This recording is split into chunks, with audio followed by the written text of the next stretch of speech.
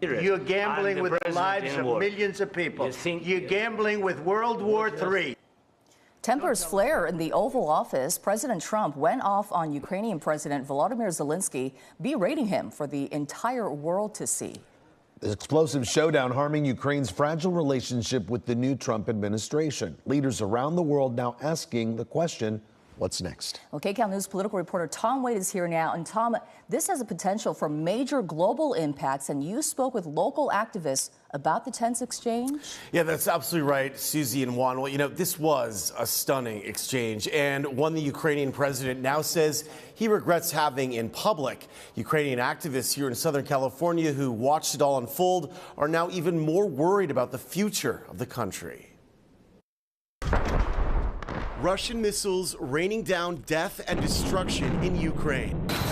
It's been just over 3 years since Russian President Vladimir Putin ordered the unprovoked invasion. Tens of thousands of innocent men, women, and children are dead. Ukraine's survival may hinge on continued U.S. support, which has been in question since President Trump retook the White House. Trump has called Ukraine President Volodymyr Zelensky a dictator and falsely accused Ukraine of starting the war with Russia. Tensions between the two leaders exploded on Friday when Zelensky visited the White House, hoping to smooth over relations. I think that President Trump on our side.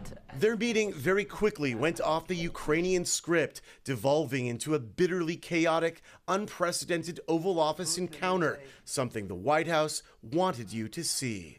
I'm not aligned with Putin. I'm not aligned with anybody. I'm aligned with the United States of America and for the good of the world. And the vice president breaking diplomatic norms by lecturing a world leader in public. If you are not strong... Mr. President, with respect, I think it's disrespectful for you to come into the Oval Office and try to litigate this in front of the American media. Right now, you guys are going around and forcing conscripts to the front lines because you have manpower problems. You should be thanking the president for trying to bring an end to this conflict. Have you ever been to Ukraine that you say what problems we have?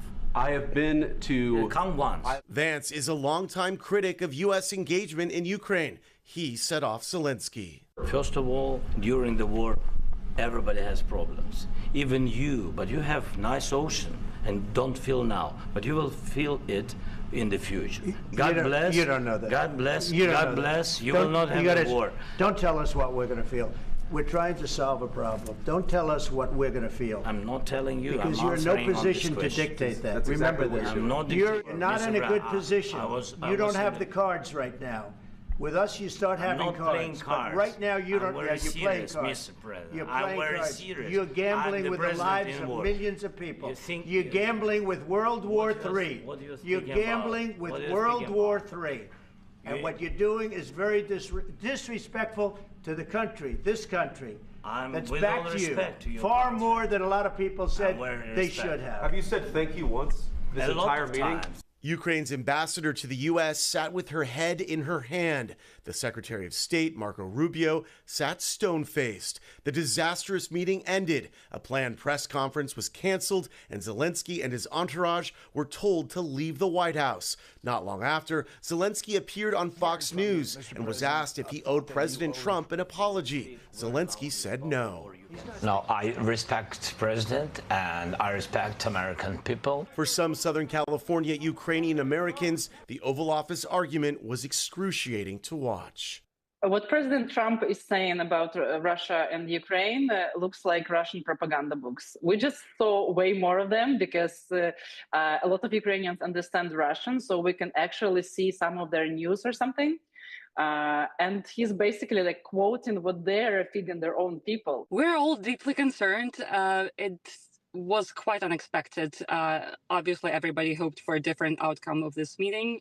Everybody is a little bit in a state of shock. And I think the Ukrainian American community is very concerned, not just for the future of Ukraine, but also for what it means to the U.S. national security.